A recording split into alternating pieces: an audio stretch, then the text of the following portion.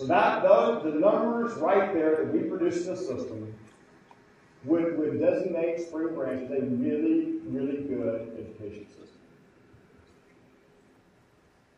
So if it's a really good system with that data, what would a great system, what would an outlier system look like compared to all other systems in the state or in the country?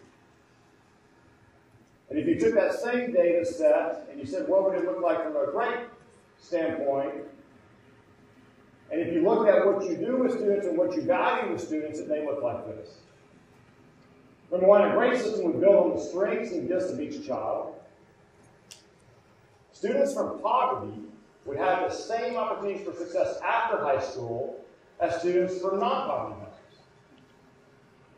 So a really great system would say, poverty or not, you're going to have the same opportunities for success. I didn't say opportunities.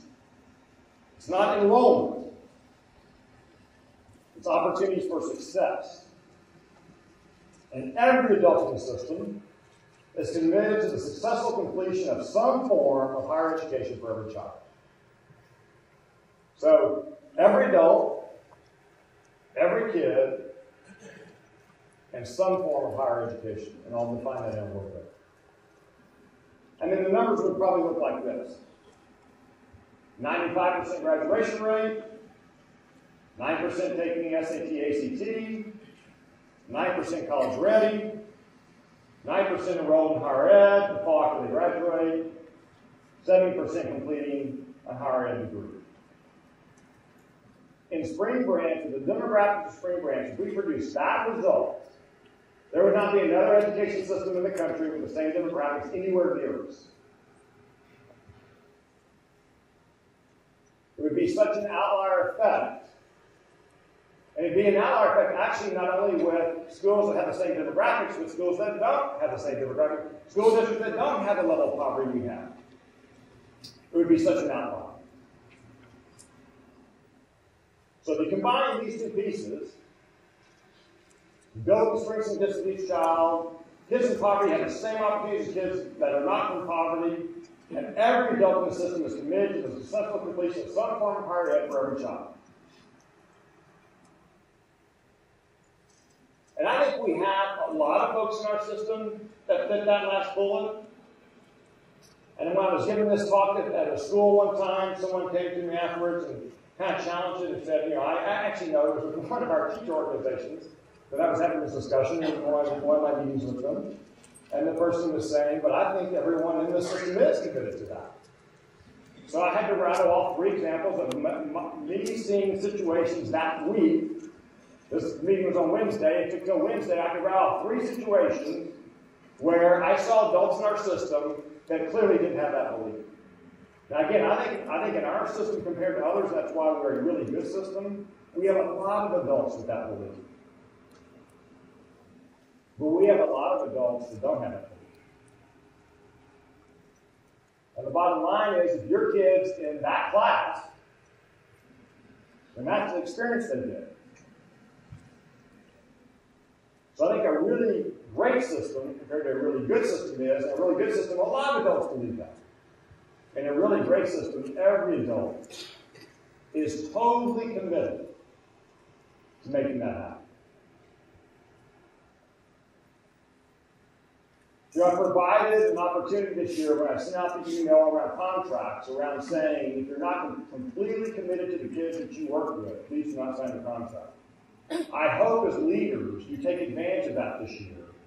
And anytime that's not occurring, you refer back to that email of the fact that they signed the contract.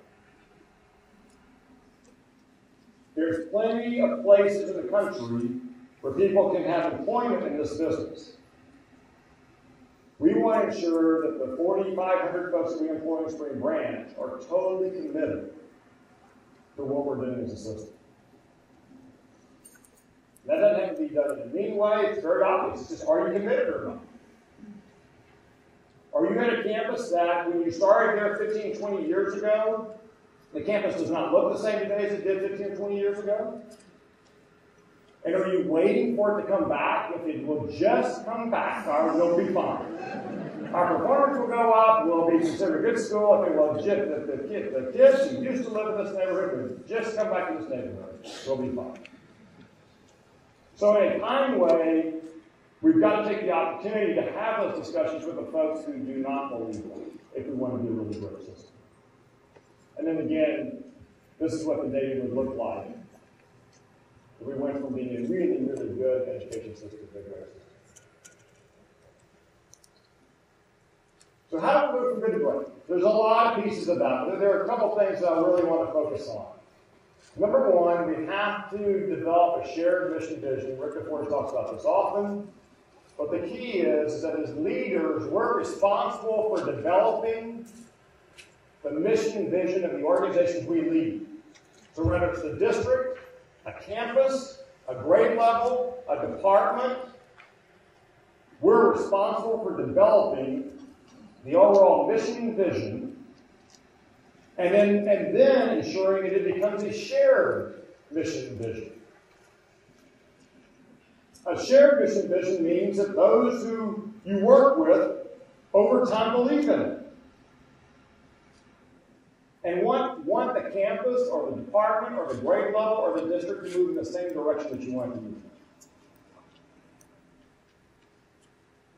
We have to change the culture. We have to change the culture to where every adult is totally committed to every kid having opportunities of higher education. Now, I define higher education as either a 2-year certificate, a 2-year degree, or a 4-year degree. It's not a college degree by itself. Remember, go back to that first point I said, we value every child for their strengths and their gifts. So we have a kid who wants to come out of Spring Branch and be a plumber. That's fine. We need to value that, and we need to celebrate that, but we need to say we want you to be the best plumber you can be. We want you to go off to a community college and get a master plumber certificate in 2 years. If you want to be an HVAC tech, we value that. But we want you to be the best that you can be.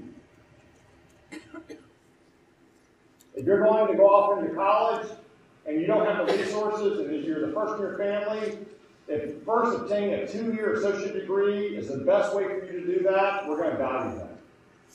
If you're going to go off into a traditional 4-year program, then we value that. But we have to develop a culture where everyone, if we want to be a great system, where everyone believes that every kid should have an opportunity.